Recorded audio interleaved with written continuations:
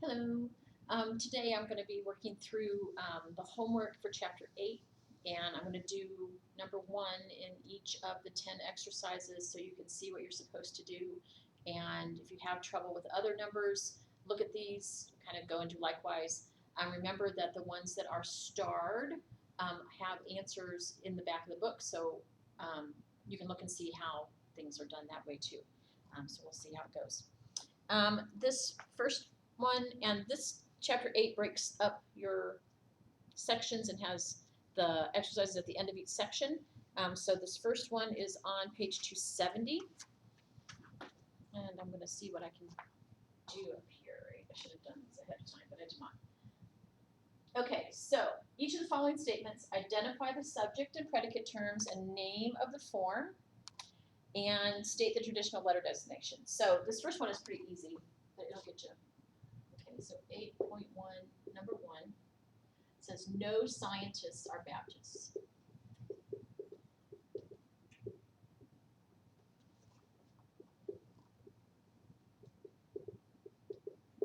Okay, so I'm looking at here, no SRP, right? So this is the subject. Okay, so you're going to do that. So my subject term equals scientists. My predicate term is Baptists. This is a universal negative, and that means it's an E term, okay? So that's what I want your homework to look like, okay? Write it out. If you need to translate it, it's not in standard form. Some of these will be like that, like, number 10. You have to translate it into a formal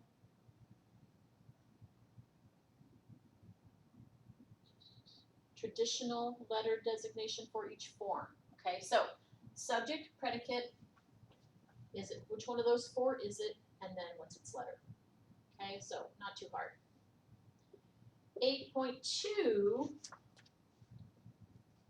I think it's going to be, page 277.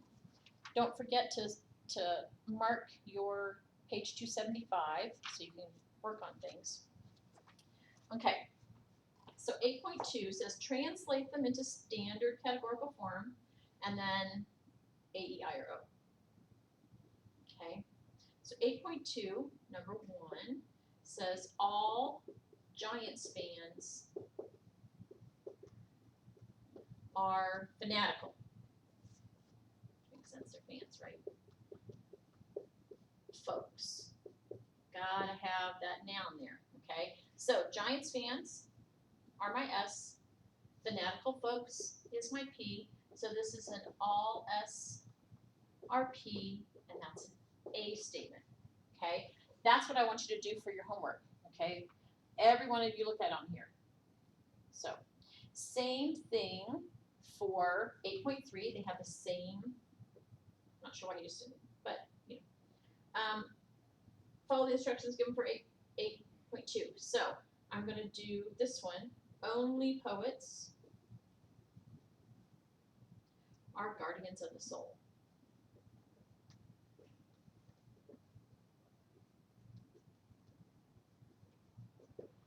Okay, now this doesn't, it has the R, we might be lucky here, okay, and both of my things are nouns, but I'm going to look on page 275, and the very first place I see only, the only place I see only, is this an A statement, okay?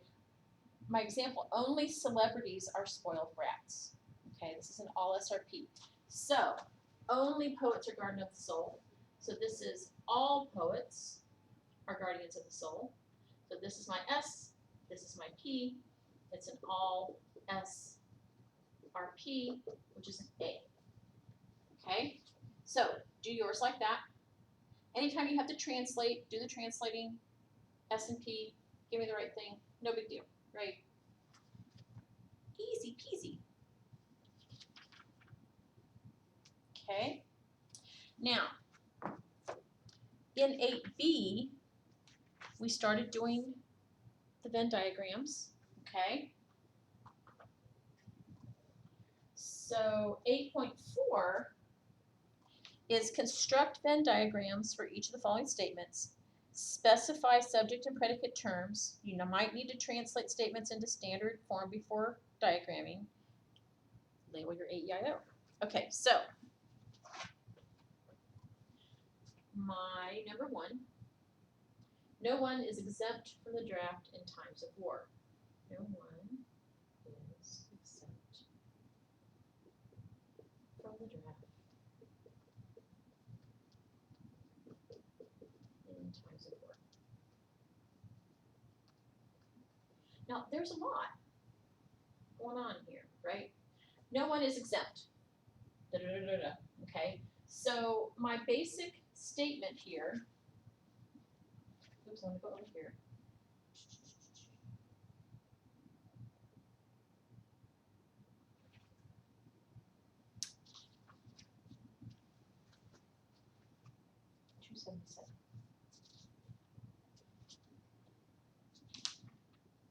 There we go.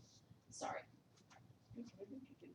Okay, so I need to translate this.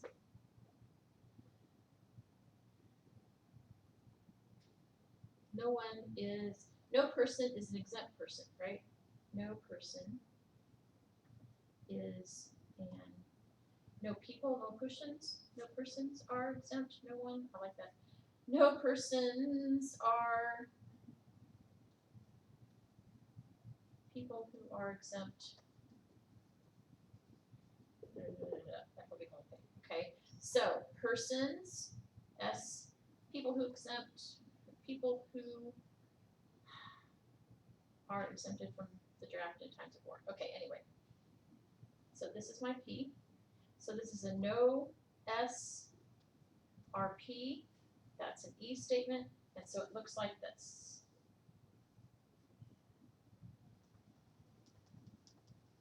That middle room is dark. Okay? That's how I want to see your homework.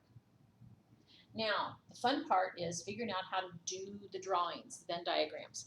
Now, my only way I've had consistent luck is to draw them by hand on a piece of paper and then take that picture and put it into the document. It's just, for me, it's easier that way. It stays where it's supposed to stay. It looks like it's supposed to look. I don't have to worry about the Blackboard system messing with my formatting because it's a picture. It's a static emblem there. So that's how I do it. If you're going to use a Venn diagramming drawing thing, a lot of them won't let you customize. And so you describe things and we try to get things right. No, just draw them by hand, take a picture, pop it into the document, and then upload it. That's the best way all the way around. Now, you may find something better, by all means. But I will tell you, Blackboard is weird, and sometimes things don't come across. Sometimes I get nothing. Sometimes they're all jumbled in their drawing and coloring in and X's and such. So if you have any doubts about how things are going to stay, put me a little note in the submission and I will try to download things. Yeah, anyway. Okay.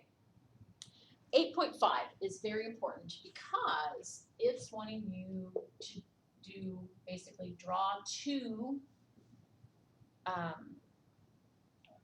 Venns to make sure these things are equivalent, okay? Now, number one happens to be very easy because we've already done it, okay? So it's no PRS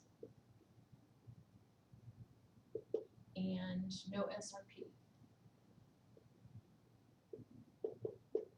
Okay, so if I do my diagrams,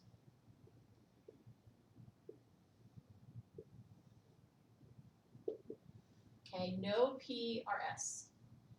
None of my P's want to be S's, so the middle part is colored in. No SRP, same deal. So these are equivalent, okay? We have other ones to look at there as well, make sure you're drawing both sentences and you're telling me whether they're equivalent or not, okay? Now, 8.6 and 8.7 are the same question, just two different steps, okay? So when you get to page 288,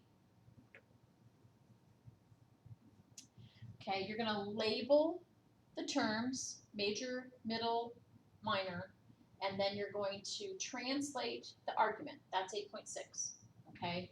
This is label and translate. 8.7 is the Venn diagram, okay? I'm just going to do them all together. You can do them all together if you want, or you can put them separate. I don't care.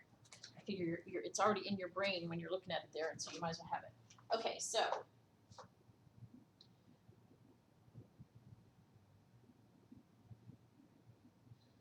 so here's some things.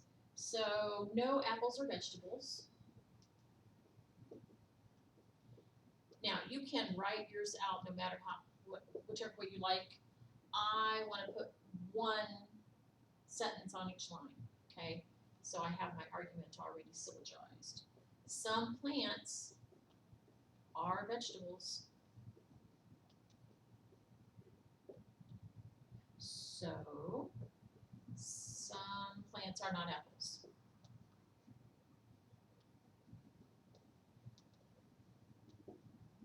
Okay, there's my argument. So I am going to run it around. Okay, so remember, for these, we're starting. I don't know why I always do that, because I can't get them open. I have to use one hand at a time, because arthritis sucks. Just so you know. Okay, so my first term in my conclusion is my subject term. Okay, it's also called a minor term. And the other place I see plants in this case, okay. The second term in my conclusion, apples, is my predicate term, which is my major term. And I'm going to go up here and find apples again. That's my major term. Okay, so my middle term, only in the premises, is vegetables. Okay, this is middle.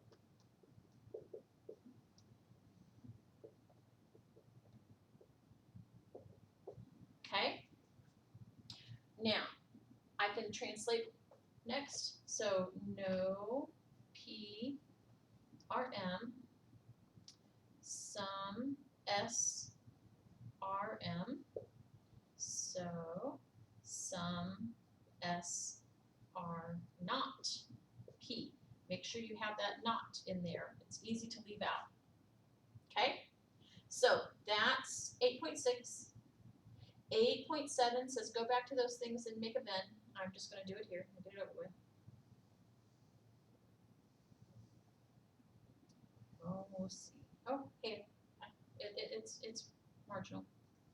Okay, so my S term is plants, my P term is apples, my M term is vegetables. You don't have to write vegetables, you can just write M. It's very short, sweet, to the point, okay? So, no P or M. So I'm just looking at my P and M circles. I'm ignoring the S over here at the moment because only two at a time. So no P or M. I'm going to color in this whole eyeball section, right? Ta-da. And then some S are M, okay? And I'm gonna ignore P over here and just use this guy. So some S are M. Some of my S people want to be in the M section. I can't color in the space where I've already, made the room dark. So I'm going to put it there. Okay.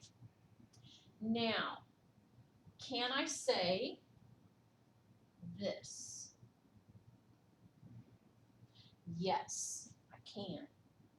that X is not in my eyeball section between the S and P. It's over here in the S section only. So this is a valid argument. Not too horrible, huh?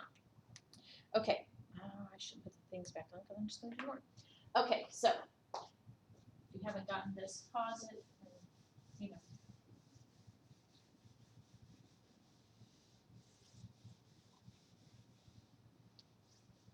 Now, 8.8 is basically do 8.6 and 8.7 at the same time.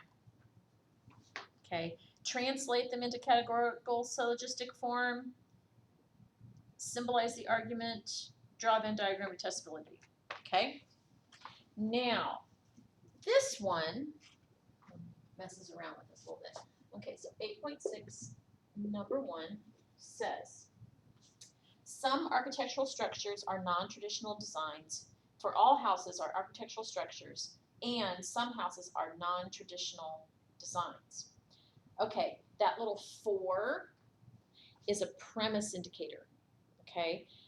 And then we have the and that also tells us, okay, it's still a premise indicator. So our conclusion is actually that first sentence, that first structure. Some architectural structures are non-traditional designs. That's our conclusion, okay? So we're going to put him here. Some architectural designs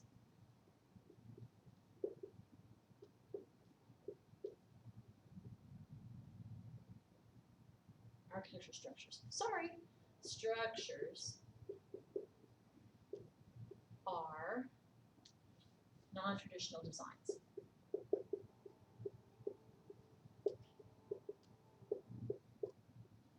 Because we have those other two, all houses are architectural structures.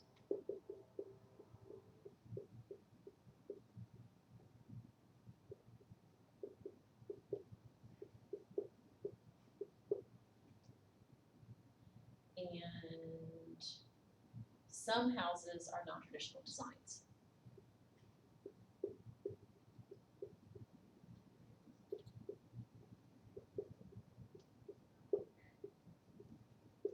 Okay.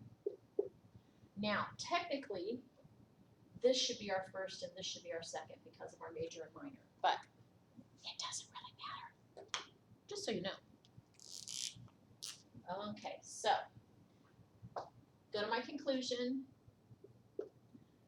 Architectural structures, that's my S.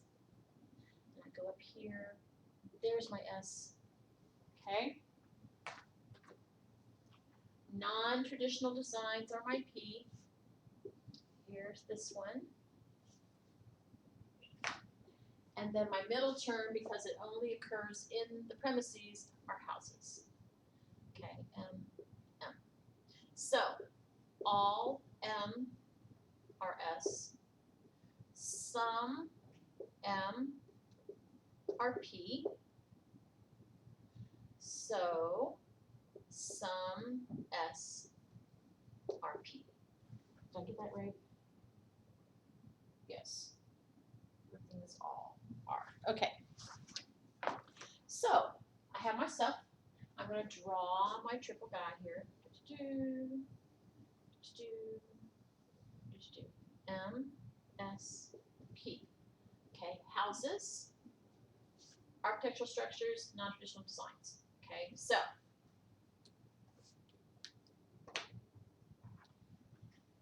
all M are S. Okay, so I'm just going to look at M and S, and all M or S looks like that. And so I've got to color in all of the M that's not in the S. Okay? Not so bad.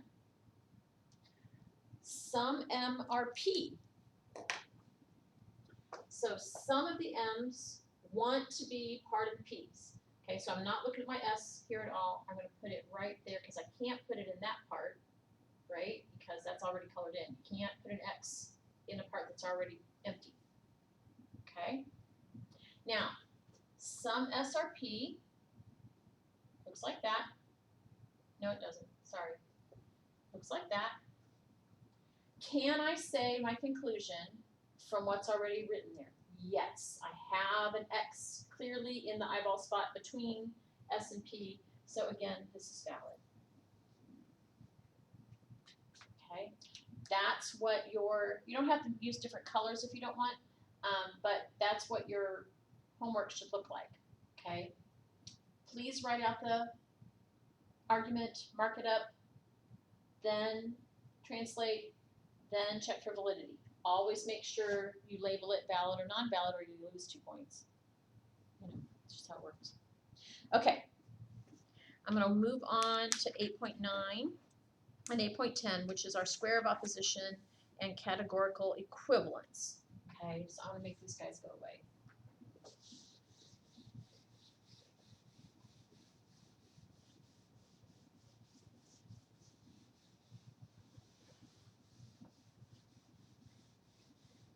Remember, if I just erased something you were working on, you can always back me up and try again.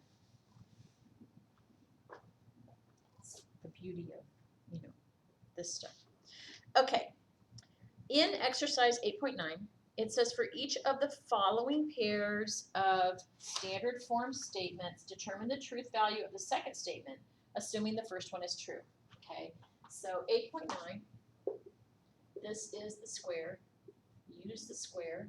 Okay, number 1 says no SRP.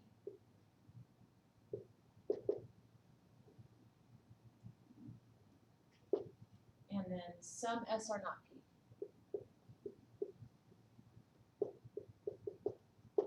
Okay, so the first thing we have to do is we have to say, okay, this side is true, and no SRP is my E statement. Some S are not P is an O statement. Okay, so we're going to draw the square, just a little abbreviated version.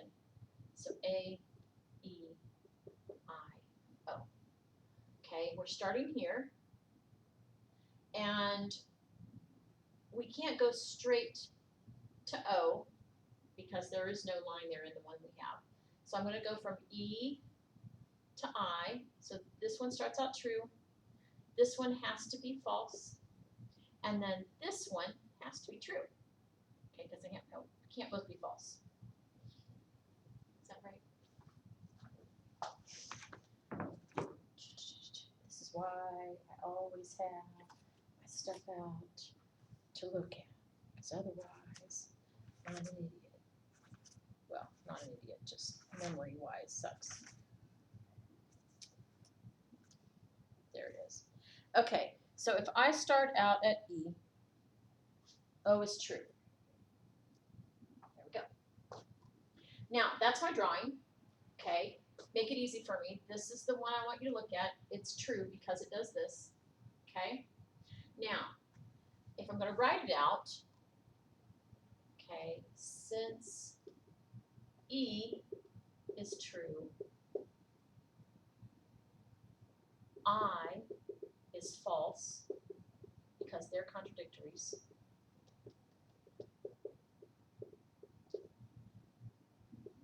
And O is true because they're subcontraries. Okay? That's all you got to do.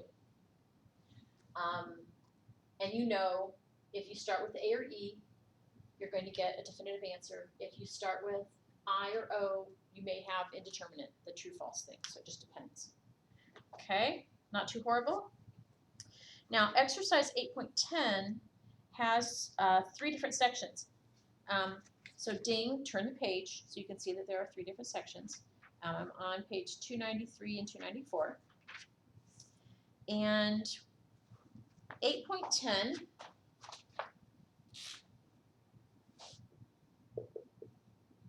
part 1 says for each of the following statements, state its converse, which he does for you, and indicate whether the 2 statements are equivalent. So all you have to really do here is say equivalent or not equivalent.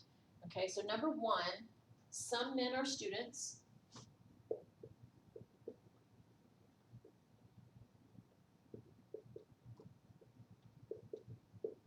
Your converse. Some students are men. And we know, because this is an I statement and we're doing the converse, that it's going to be equivalent. And this is equivalent. Now, you don't have to write everything out.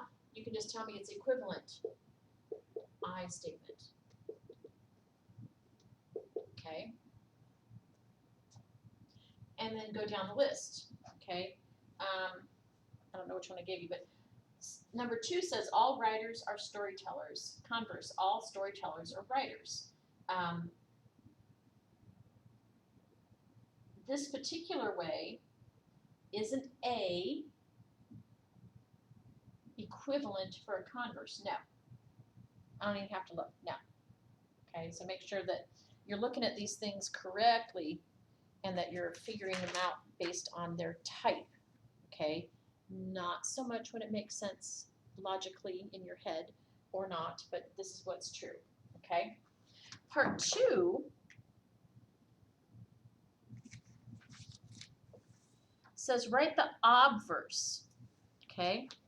So all of the obverse ones are equivalent, so it's not asking you to do that.